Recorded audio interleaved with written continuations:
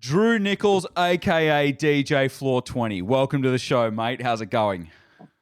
It's going very well. How are you? Mate, I'm very well, thank you. It's a very cold day in London. It's been raining recently, but I'm really excited to kind of be here and chat to you, man, because bit of backstory.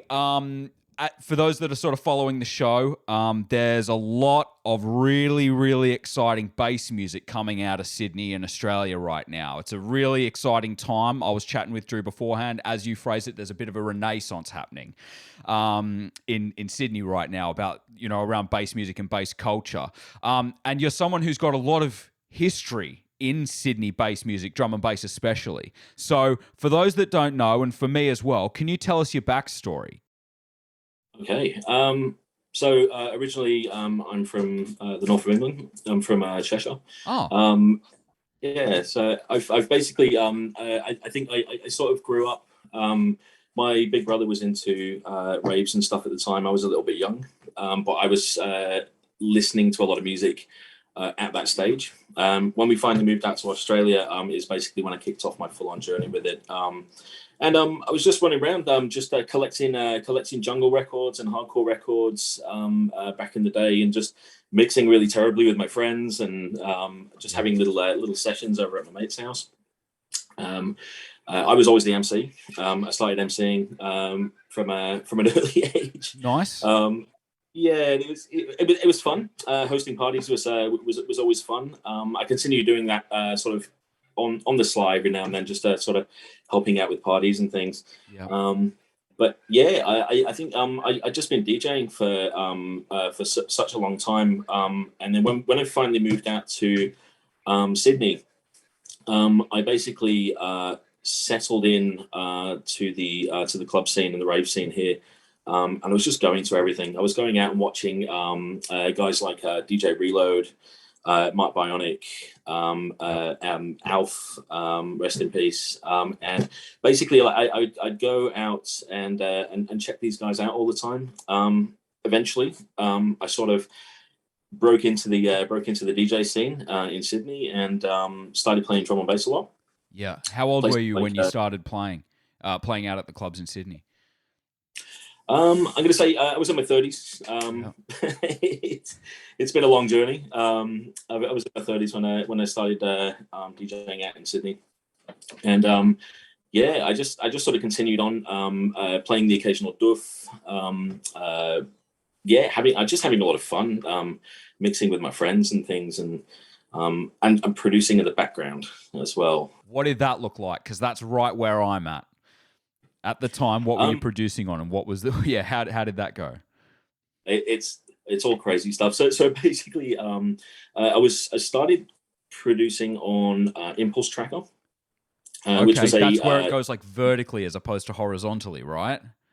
Yeah, that's it. It's all sample based. Okay. So it's all based in like hexadecimal, and it's really sort of ugly to look at compared to these days. Yeah. But it was fun to sort of figuring out how to make music in those, how to make.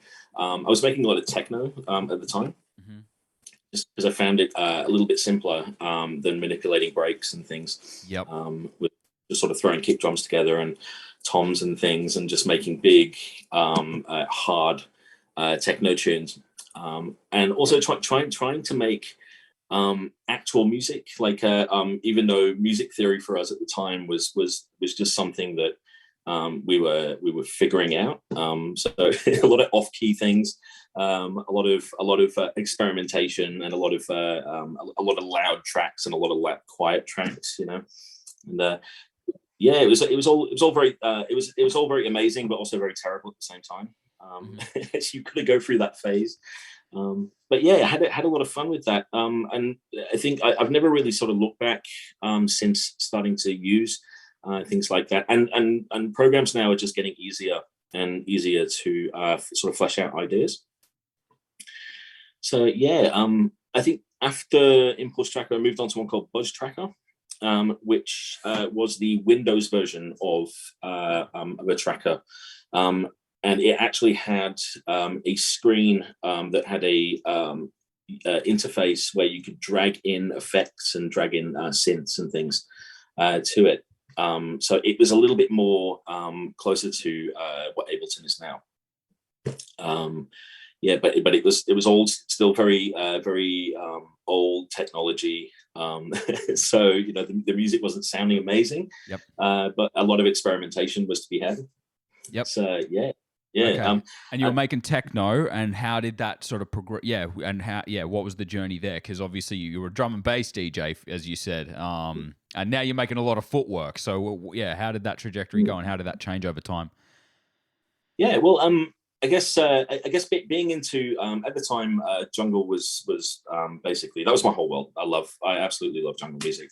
It's my childhood. It's the soundtrack to most of my life. And I think I sort of went into techno because I was also mixing techno records when I was learning. And I found that I started to really get into techno music. I really enjoyed that sort of sort of faster Detroit kind of techno. Like no bones, just all dirty sampling in 909s and things. And that was fun to experiment with because it wasn't as complicated to put together as manipulating breakbeats were for us at the time. Yeah. So I thought we'd lean into that. We actually me and my friend, shouts going out to Ben. Me and my friend Ben created a little production duo called BZ, and we made an album which we never really ended up getting out there, of 140 BPM hard techno, and it's actually still in existence, and I think Ben is looking at maybe extracting that, and we're going to remaster it, so we might actually get it out there pretty soon. So we'll see how that goes. Very cool. Would you be proud to put that out there? Is it work that you're proud of still? It's work I'm emotionally attached to. When I listen to it, I enjoy it, but there's so much I would do to make it better. It's just there's some good ideas. There are always really good ideas in the music, but there's this thing where it's like I guess there's a taste versus skill level, and the music that you're listening to and the things that you have taste in. If you've got good taste in music, then you want to output good music. Like you don't really want to output all of your experimental ideas. But I think that was the thing, that was our period where we were sort of finding that medium between skill and taste. Wow. Okay. So any idea on timelines? When roughly you think that might be seeing the light of day for people to be able to check out the new digital remaster? Well, my partner Ben Nyland, also a great artist that hasn't put a lot of music out there, under the name of Son of Squares. If you want to check him out on SoundCloud, he contacted me recently, and he's basically gone, I know how to extract this music from Bush Tracker. So let's have a look at redoing it and seeing if we can put it back together. So I reckon we're gonna have a go and try and get it out there. So I don't know timelines just yet. No, but yeah, it's a project that's in the works. So are you still using trackers to this day for music production? I mean, no, but I was considering going in and loading one up and firing it up and seeing what I can create in the tracker. Now that I've been using Ableton for a long time now, so I'd like to take everything that I've learned with sort of the more fleshed out doors and take them back to the trackers and see what I can do with it. I think that would actually be a fun project. Like move stuff from Ableton into the tracker and just see how that goes, see where it takes you. Yeah, just do some weird sampling, some wavetable synthesis stuff, and just see if we can make something weird and unusual and enjoyable. Awesome. So just touching on production again for a minute, specifically within Ableton. I'm very new to the whole world of Ableton and production there. What are some of the things, or what's something that you think I should know about Ableton that you wish you knew sooner? Honestly, don't overlook the synths in the box. The things like operator and analog are just so they're just so powerful. I think it's easy to just go, right, I'm going to go out there and grab the latest shiny synth. I'm going to chuck it in and learn how to do that. But what I found is it is fun to do that. But a lot of people use like things like Serum and Massive for bass music, and I found that they have similar sounds. You can kind of tell when a Serum like a Serum track is on, and it kind of gets fleshed out, especially in the drum and bass world. It's a little bit oversaturated. And the fun thing was putting those away and then going into the in the box synths and then just playing around and just seeing what I can create with those. And honestly, I don't know why it took me so long to do that. I opened Analog, I think maybe a year ago. I started playing with it, and I just realized, wow, like you can pump out some serious bass with this thing. Yeah, And right. it's so simple. Yeah, amazing. So don't fear what's in the box. Don't be distracted by the new shiny plugins or whatever, and because that's one of the questions I've been asking. How long should I be playing with what comes in the standard Ableton suite before going and exploring the other stuff that's out there?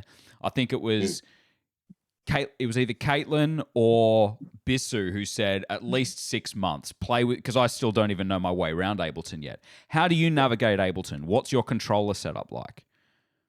I have a Native Instruments mini launch key. Okay. Just grabbing it. Yeah, Pop it on screen here. Yeah, give us a look. This bad boy. Oh, yep. The launch key. That's basically it. That's my interface. I use that in a little Scarlett interface. Yep. And I've got a fairly good monitor setup. But that's basically it. I use a lot of sort of in the box synthesis and sampling. Yep. To do a lot of my things. So yeah, nothing too fancy on the desk, but definitely playing around a lot on the computer itself. Yeah. Very nice. Okay. Now, the next question I want to ask you is this name that it's kind of a new project that you've kicked off, DJ Floor 20. Which has already started to see some growth and some attention. This is not the name that you've been going by for the last 20 years. No, it's not. Why the sudden shift? Look, I think I've been doing the same thing for a long time. I sort of became a little bit comfortable, and I think I got to a point where I wasn't really challenging myself musically, in terms of the drum and bass world. I was mixing and playing a lot of parties and things, and that sort of became my lifestyle. And I think it's something to touch on.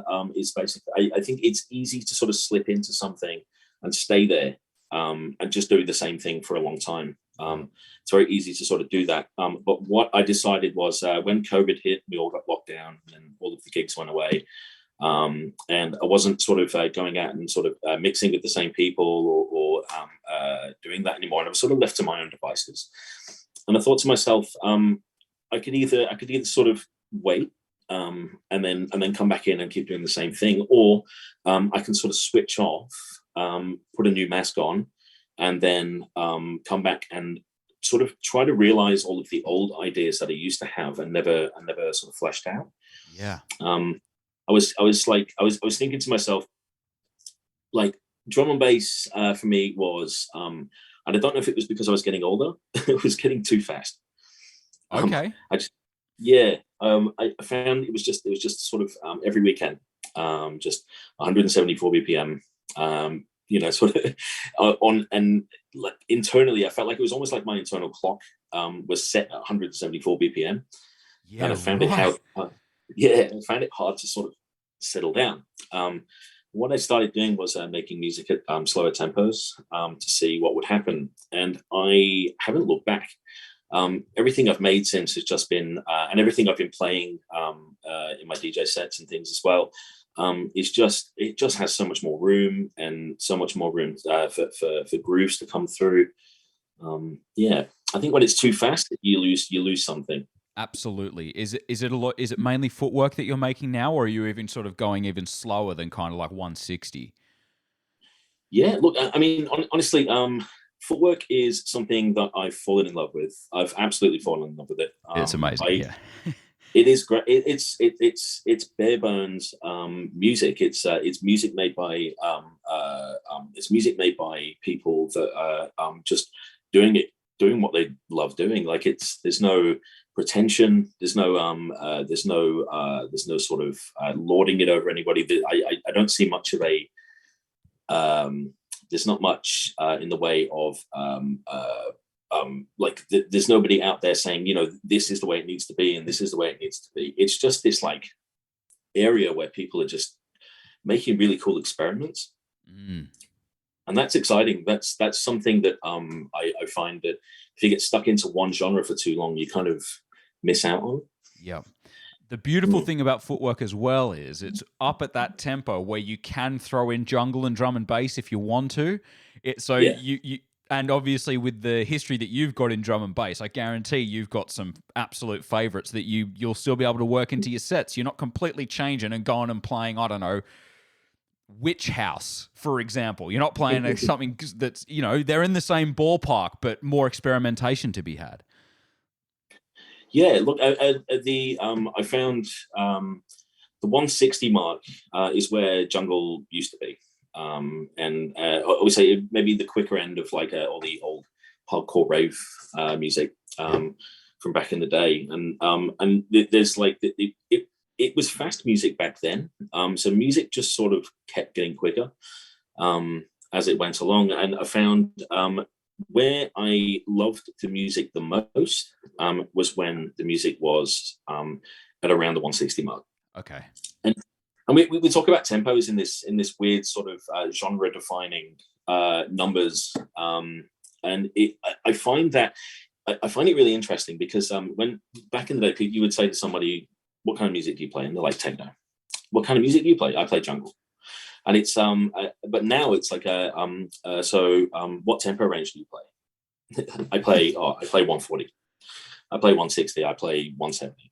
And it's because there's so many subgenres in those within those tempo ranges that you can't just say what it is that you're playing in terms of genre anymore.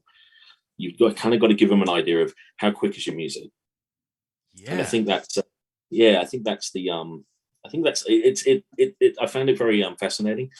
And I thought to myself, well, whereabouts in when I was listening to a lot of music, whereabouts did I feel the most comfortable? And it was when all the old jungle stuff was coming out. So a lot of that stuff fits in. And if I found a tempo range that fit where I can fit in all the stuff that I love, I can even slow drum and bass down. So some of it pitched down sounds amazing. So yeah, right. So yeah. So the 160 thing became this little experimental zone where people are playing jungle footwork halftime, and like acid techno stuff, like hard house playing really fast, you know, and you don't sort of get that at the higher tempos. You can't push things that far, but I find 60 is the line. It's basically where it's where you can push things right up to the line, and it's quick, but it's enjoyable. Do you fuck with breakcore? Look, I used to. I'm a Squarepusher fan. I like some of the old. I was a big Ninja Tune guy growing up. I listened to, and I used to find a lot of weird sort of records coming out of that label, like Funky Bushini, like DJ Food, Squarepusher, and that it's sort of like the proto breakcore thing. Yep. And it was great because we were hearing break beats just absolutely shredded to pieces, or just pitched into weird zones. And it was exciting. It was weird. We'd sit around with our friends and and just we'd go down into my friend's basement, he'd have his vinyl set up, and we'd just be pulling out all of the old Ninja Tunes trip hop stuff, and those tunes were always in there. Yeah. And it was just unusual, because we're like, this is not jungle. What is going on? What is this? And I think that's probably the last point where I really truly enjoyed that sound. I think once it got to the point where it was chaos, I think I lost. I think I sort of lost interest in it, and it's that thing where it got quicker, it got crazier, and it kind of lost the groove for me. Yeah. Mm. Yeah, right. Listen, breakcore for me is something that I've always really admired, especially if someone can find a way to work it into a DJ set and get people enjoying breakbeats at that pace. I find that's almost like a goal, is to get people enjoying breakcore, because it's so undanceable. Do you know what I mean? Yeah. But like, if you were to like, I doubt that there's anybody out there that's listening to breakcore 24/7. Like, it's too much. It is just too much. Right. There are definitely those people around. Like, have you met these people? I mean, I'm sure I have at 6 o'clock in the morning at a warehouse somewhere. But I find that funny. I think there are a lot of people out there that will sort of gravitate towards one thing and absolutely hammer that one thing. I've never really kind of I don't think I've ever been able to. I'm too curious about other music, but I know people that only listen to drum and bass. So, you know, hey, they're out there. Yeah, absolutely. So you've got some releases coming up. What you said what have you got coming up in the pipeline in terms of releases for this new project? Okay, so I've got my first official EP coming out on Extra Spicy. Big up Mincy for looking out there. Yeah. I've been sort of hassling her, throwing her tunes all over the place, so it's finally coming to fruition. And that's more persistence works, ladies and gentlemen. Yeah. No, that's more of a it's more of a jungle sort of EP that I've put together there, and that's but it's in the slower end of the jungle spectrum at like about 160. For those, they're quite happy sort of old school sounding tunes for that one, and I think that's early next year sometime. I haven't got an official date yet. But we'll see when that comes out very soon, and I'll make sure everyone knows. There's I've got a release coming out on B&H Records in a couple of days on Mylido's new label, and that's a compilation. It's like a thematic compilation series that she's putting together. That's coming out of Sydney as well, and that's going to be worth checking out. There's quite a few local guys on there. Yep. And I've just had a release on Music for Change Australia, which is a combination of Tassoni and Andrew Woke, which is end user license agreement. They've put together a label for charity. So all of the profits are going to a different charity each time they do a release. So I've got I think that's more of a dubsteppy tune on that one, so you can go and check that one out now, and that's on SoundCloud. And yeah, for the meantime, I do have another couple in the works, but we're still negotiating, so I won't be able to give you the details just yet. But I'm looking at another 2 labels for releases pretty soon too. Fantastic. Did you have any releases when you were making drum and bass? No. I was making music in the background. And I was DJing a lot, but I hadn't released anything yet. But I do have some drum and bass ready to go once all of the 160 is in place.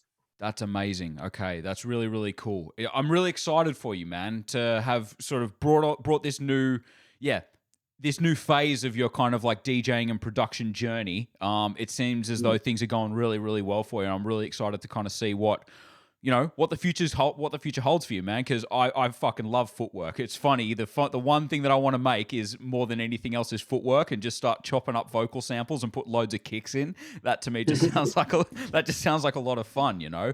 What's your approach when you sit down to make a tune these days? Does it change, or do you have a structure? What's kind of what's your routine? I guess it depends on my mood. If I know what I'm going to make, I'll go in and start making beats straight away. So with footwork, because I was sort of experimenting. I was experimenting with the genre once I sort of started getting into it. I just started sort of trying to get the beats right.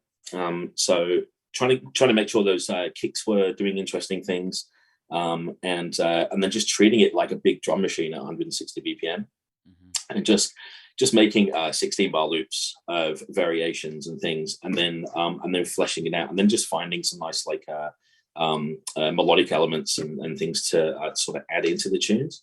I sort of take the same approach with some jungle tunes as well, because the focus is the breaks and the bass lines. So that's usually where I'll start putting those together, and then we'll see what happens with the idea. Then I go and find some like Foley sounds or something and chuck them in to sort of turn the night's head or something, little like cassette noise or somebody banging a plate, something like that, so just to sort of keep the percussion interesting. And that's basically that's I think approaching it from the drums first is some people's preference, but if I'm in the mood of sort of experimenting, I'll try and create like a melody or a weird soundscape or a pad or something, and then go from there. Do you have any sort of training when it comes to melody? Because that's one of the things that's always held me back. Is I sucked when I played piano. I could never learn to sight read. I've gravitated towards drums, but a lot of the music that I like has a lot of melody going on. What's your background in melody, and how do you kind of navigate that world? It's something that I learned as I went along. I've got no musical training. And I think the way I describe it is, as I went along, I just learned what notes don't go together, and then and then if the notes don't go together, don't use them. Okay. That's a good mantra to live by. Yeah. Yeah. And that was the early days. Now I can sort of now I can look at a keyboard and I can figure out my chords, and I can figure out progressions and things. And I understand keys now and everything, but it took me a long time, and I didn't sort of officially learn anything. This was before the days of like YouTube and things, which I use all over the shop now. If I need to know how to do something, YouTube's your guy. But yeah, I think adding the musical elements was always the last thing I would do, because I was scared of doing. But now I'm happy to do it. Yeah.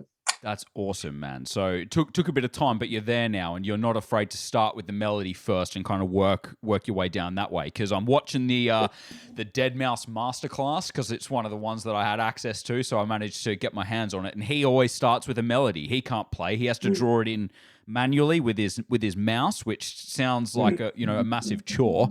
But that's how he starts all his tunes, and then he fleshes out from there. But you're more of a drums guy, and then work up to melody. Yeah, that's it. I suppose it makes more sense coming from a DJ background, and understanding the drum patterns and things, especially when you're sort of early days learning with a lot of techno and stuff. Melody was the last thing on your mind. Like, you would just sort of make sure all the drums work, and that's how it goes. But now I think putting tunes together now is I think it's just my instincts, just to go in and just start throwing kicks and snares everywhere, and then build around that. And are there any? I know you mentioned a lot of in the box stuff is something that you obviously use. Is there anything outside of the in the box stuff that you recommend that you do use kind of like regularly? Yeah. Look, I ended up grabbing Serum through. I grabbed that through Splice, because I had like a pay to own thing where you would just sort of it would just like take money from you, and you would just be able to use it. So I grabbed that, and I've been having a lot of fun with it. But in terms of plugins lately, my favorite two plugins that I grabbed recently are by Output. One is called Portal, which is like a granular synthesis, granular delay. And it's interesting. Like, you can make some really weird sounds with it. And also by the same guys, Output, there's one called Thermal, which, if you're going to make bass sounds, put this on it. It's insane. Like, they this like the saturation and distortion this thing gives. It's so cool. Really? They've been my favorite too. So I've just going, grabbed them like just gravitating towards that thermal for a minute. So when you're making a bass line and putting thermal on it, what does the bass sound that you put thermal on look like, and then what does it do to it? Can you describe that sound for me? Yeah, so I'll probably just grab like an operator or an analog from Ableton, and I'll just grab like a sub bass sine or something, just a really low sine wave. And I'll just sort of open it up or give it some attack or something. So I've got like a nice little sweepy thing. Once I chuck thermal on it, it's got like, I don't know if I want to use this. It's got balls. So, Yep. yeah. So it warms everything up. It adds this really nice saturation and distortion, and it just lifts bass. And if you're adding it at 100%, you're going to get something crazy. Like you're going to get something really it's going to sound good, but like it's going to be crazy. Yeah. But if you use this and just sort of add like just a little tickle every now and then, you can make a sub bass sound so much like bigger than it does in the box. Wow. Okay. Fantastic. So would you say that's going on most of your productions at the minute? Is that thermal? I am having fun with it.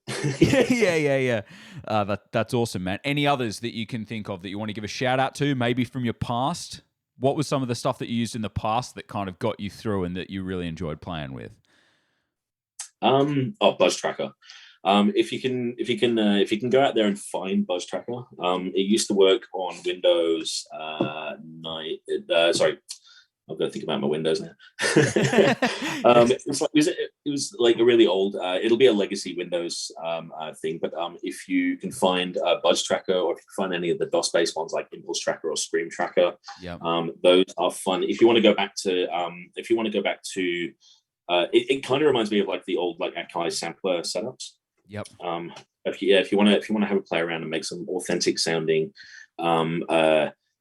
nuts and bolts electronic music, those are fun to play with as well. Yeah, so that's a program that can be used on a machine rather than its own little piece of hardware, right? Because I have seen there's like a little hardware tracker that's come that I think Pete Cannon from N4 Records, he's brought out his own version. I think that's a tracker, isn't it? Do you know what I'm talking about? Yeah. He's one to look at for that kind of music. Yeah. Definitely. What I wanted to ask you is, obviously, there's a lot going on in Sydney right now. Extra Spicy, this new label B&H by Mylito, that you've got a release coming out on. Who are some of the people that you're looking at right now in kind of the Sydney and Australian scene that you're going like, holy fuck, there's a lot of talent here? Because I want to be speaking to more of them. Who are the people that are sort of inspiring you and a part of this kind of renaissance, as you said? I guess probably one of my biggest influences, and someone that was helping me in Message for quite a while, is Royalston. Used to be on Med School.